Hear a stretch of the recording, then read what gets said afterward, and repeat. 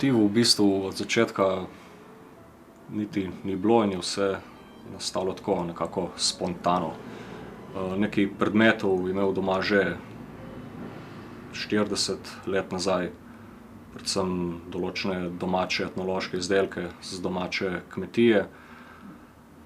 Potem pa je počasi odkril prvo svetovno vojno, pri čemer pač ni razmišljal, da bo nekoč iz tega nastala tako obsežna zbirka. In potem enkrat, začetek 80. let prejšnjega stoletja, je v nadstrešku spodaj se začela nabirati roba.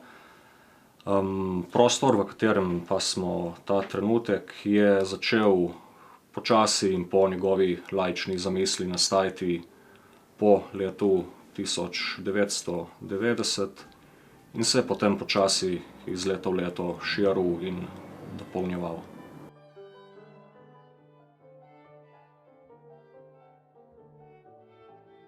Škoda bi bilo, da bi taka stvar nekako bila prekinjena.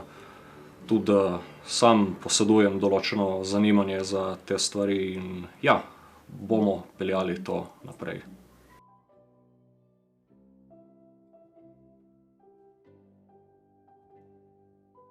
Praktično vsak dan je zahajal tu ali pa okoli, pa počistil kako stvar, prinesel na novo.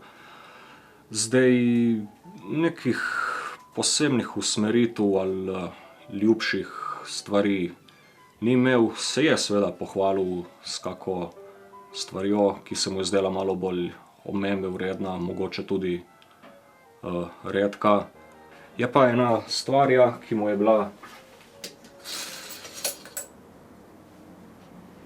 ne vem, če bi rekel glih ljuba, jo je pa dostikrat rad izpostavil.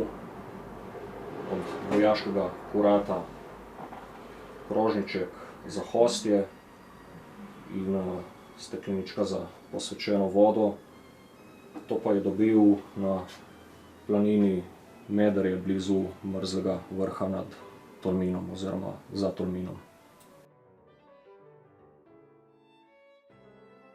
Zadnja leta je svoj čas precej posvečal raziskovanju bolj starih domačih etnoloških posebnosti.